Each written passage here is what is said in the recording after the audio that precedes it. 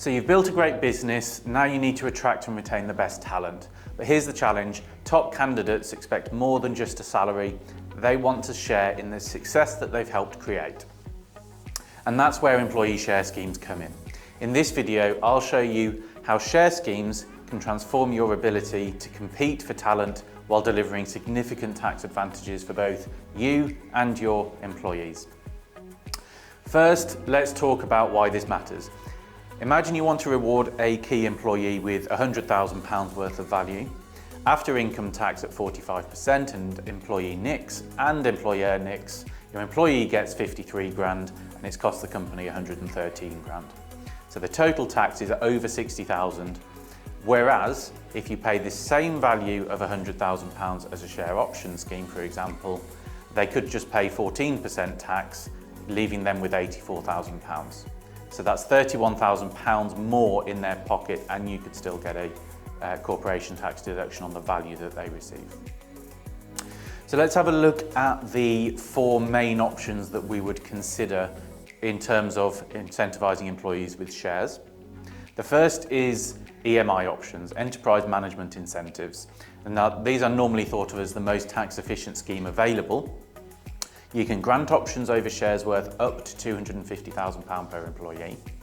When they exercise, they pay no income tax and no national insurance. When they sell, they can probably get business asset disposal relief if it's a trading company and they qualify. That is a 14% tax rate, increasing to 18% in April. You can select which participants or which employees are participants of the scheme. So that's really valuable. Some of the key conditions include the maximum assets of the company being £30,000, less than 250 employees, and you have to be undertaking a qualifying trade. So definitely for startups and growing businesses, that's normally one of the first choices to look at. Next, we have company share option plans, or CSOPs, which are a good alternative because they have less conditions. You can issue share options up to a value of £60,000 compared to 250 in EMI, it's a lot lower.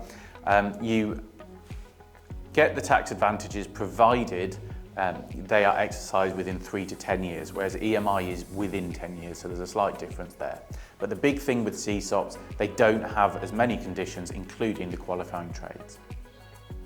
If you're looking to award shares to all employees as an all-employee scheme, we have things like the Save As You Earn or share incentive plans. So employees save monthly and get options up to a 20% discount under Save As You Earn. And with SIPs, there's a variety of different ways, but the most generous scheme, up to 3,600 in shares, plus partnership shares bought from pre-tax salary. So again, if you're looking at an all-employee scheme, those types of schemes can be really valuable.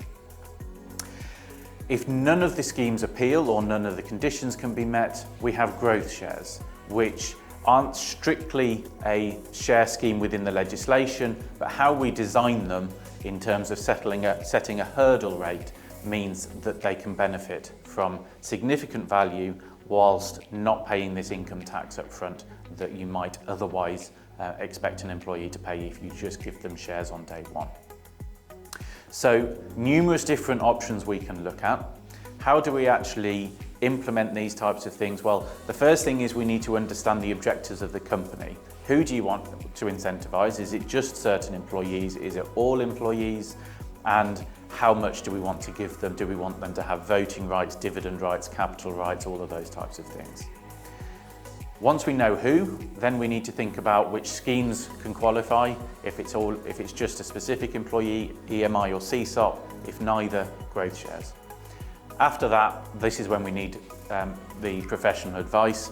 We definitely need the tax advice.